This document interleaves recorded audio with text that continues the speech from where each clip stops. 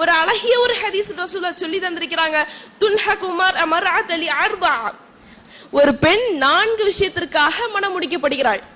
ரசூல் அடுக்கடுக்காக சொல்லுகிறார்கள். நீ மாலிஹா, அவளுடைய செல்வத்திற்காக ஒரு பெண் மனம் முடிக்கப்படுகிறாள். ஒலி ஹசபிஹா, அவளுடைய குடும்ப பாரம்பரியத்திற்காக அவள் மனம் முடிக்கப்படுகிறாள். ஒலி ஜமாலிஹா, அவளுடைய அழகிற்காக அவள் திருமணம் முடிக்கப்படுகிறாள். ஒலி தீனிஹா, அவளுடைய மார்க்கப்பற்றுக்காக அவள் திருமணம் முடிக்கப்படுகிறாள். பாப்பாங்க எது உள்ள 3 விஷயம் கரெக்டா இருக்கும்.